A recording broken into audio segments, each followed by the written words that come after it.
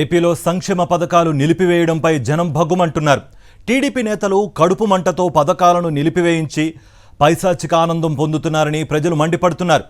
ఓటమి భయంతో పథకాలను ప్రజలకు చేరకుండా చేసి ఏదో లబ్ధి పొందాలని చంద్రబాబు చూస్తున్నారని పలువురు ఆగ్రహం వ్యక్తం చేస్తున్నారు. చేయూత, ఫీజు రియంబర్స్మెంట్, ఇన్పుట్ సబ్సిడీ వంటి వాటిని నిలిపివేసి తమను ఇబ్బందులకు గురిచేస్తున్నారని చెబుతున్నారు. ఈ అంశానికి సంబంధించి మరిన్ని వివరాలను మా ప్రతినిధి శ్రీనివాస్ సింగరాయకొండ నుంచి అందిస్తారు. స్థానికంగా ఉన్నటువంటి కొంతమంది సింగరాయకొండ చెందినటువంటి స్థానికులు ఉన్నారు, వాళ్ళతో మాట్లాడే ప్రయత్నం చేద్దాం. సార్ చెప్పండి, ఏదైతే స్కీమ్స్ ఉన్నాయో ఈ రాష్ట్రంలో అమలులో ఉన్నటువంటి సంక్షేమ పథకాలన్నింటినీ కూడా ఎలక్షన్ కోడ్ వచ్చినప్పటి నుంచి ఫిర్యాదులు వెళ్ళడం, ఆ ఫిర్యాదులను విని ఎలక్షన్ కమిషన్ వాటిని నిలిపేసే కార్యక్రమం జరుగుతుంది. అంటే ప్రజలకి డైరెక్ట్గా లబ్ధి పొందినటువంటి స్కీమ్స్ అన్నింటిని కూడా ఆపేసే ప్రయత్నం జరుగుతుంది. దీన్ని ఏంగా చూస్తారు మీరు? ఇది కేవలం చంద్రబాబు కూటమి కుట్రండి. పేదలు బాగుపడాలంటే వాళ్ళు చూడలేరు. పెత్తందారుల పరిపాలన వాళ్ళు చూస్తారు, అంతేగాని పేదల పరిపాలన చూడలేరు. కడుపు నిండిన వాళ్ళు, కడుపు కాలే వాళ్ళ కష్టాలు వాళ్ళకేం తెలుస్తాయి?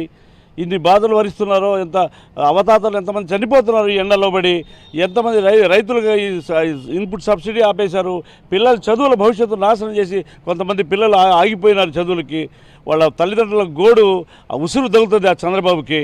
ఈ విధంగా అసలు ఈసీకి ఏది ఫిర్యాదు చేస్తే చంద్రబాబు ఆ పని చేసేస్తారా? పవన్ కళ్యాణ్ ఏది చెప్తే చేసేస్తారా? ఆపేస్తారా? పేదల బతుకులు నాశనం చేసేస్తారా? పేదలు బతకడం లేదా?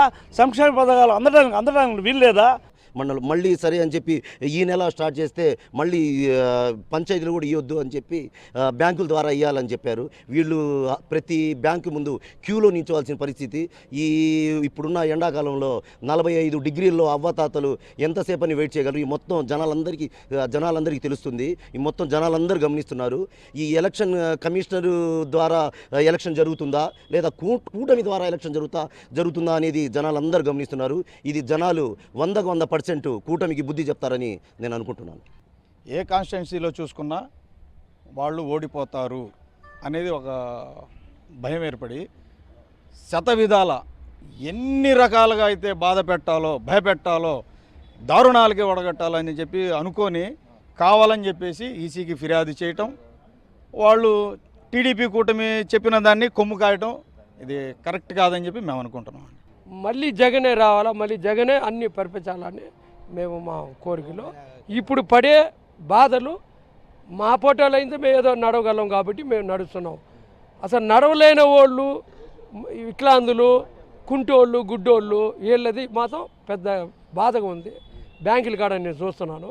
జగన్ గారు మళ్ళా గెలవాలి, పేదల సహాయాన్ని మళ్ళా పొంది నవరాత్రాలన్నీ మాకు చెందేటట్టు చేస్తాడు. కానీ మేమందరం కోరుకుంటున్నాం జగన్ అన్న రావాలి. ఎంతమంది ఎన్ని కోటాలు పెట్టినా కానీ అవి తుఫాన్లా కొట్టుకొని పోతాయి. ఖచ్చితంగా ఇలాంటి వాతావరణం మాత్రం మేము నిరసిస్తున్నాం. మళ్ళీ ముఖ్యమంత్రిగా జగన్మోహన్ రెడ్డి వస్తేనే ఇలాంటి వాతావరణం నుంచి మేము నేరుగా డీబీటీ స్కీమ్ ద్వారా మేము ఇంటికి వచ్చి ఇంటి దగ్గరికే పెన్షన్ తీసుకునే అవకాశం ఉంది. అలాగే చేయూత కానీ, ఇన్పుట్ సబ్సిడీ లాంటి అన్నీ కూడా సకాలంలో మాకు అందే అవకాశం ఉందని వాళ్ళు ఆశాభావం వ్యక్తం చేస్తున్నారు.